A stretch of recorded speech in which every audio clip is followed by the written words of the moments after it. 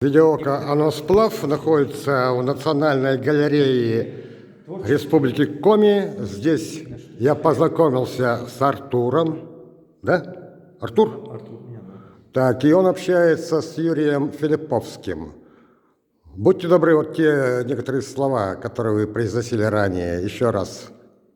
То есть вы из У Перми? меня не получится так. Из Перми, да? Пермский край сам, значит, Коми округ, Коми-Пермяцкий автономный округ, недалеко от Кудымкара живу. Ну, отлично, отлично. Километров. Но мы к Коми округу относимся.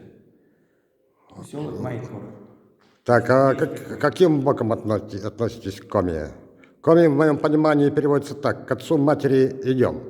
А в вашем понимании? Коми земля прибрала эту территорию к себе.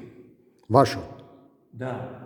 Она раньше к Чермоскому району относилась, она не была в Коми. Граница шла недалеко от нашего поселка. И, в общем, я не знаю, в каком году, наверное, в 57-м где-то, когда затопили. Да, так давайте в эту тему не будем уходить. Прокомментируй, пожалуйста, свое впечатление о творчестве Юрия Георгия Николаевича. Юрия Николаевича. Да, Георгия Николаевича. Идем сюда. Что тебе понравилось очень? Так, четко понравилось. Хорошо. Мне понравились вот пару натюрмортов. Понравились вот эти дома. Вот здания такие. Четкие здания, да? Очень просто, но очень колорит такой. Сдержанный и цельная работа. Сдержанная и цельная. Цельная и сдержанная. И сдержанная по цвету, да, очень точно взятые отношения. Графичная такая.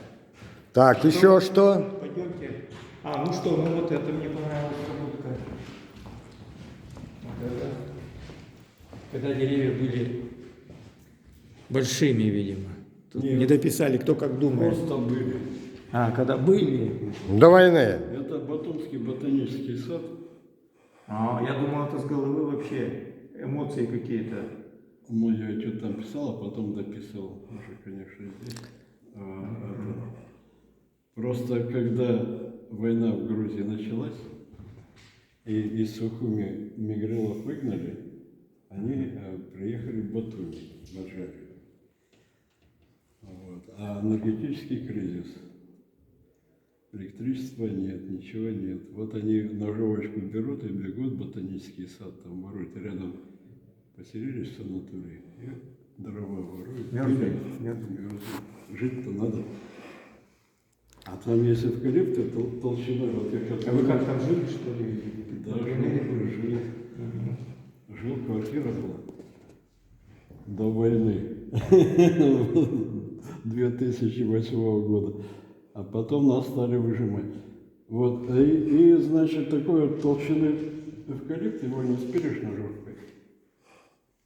А профессор Краснов сажал вот этот ботанический сад до революции.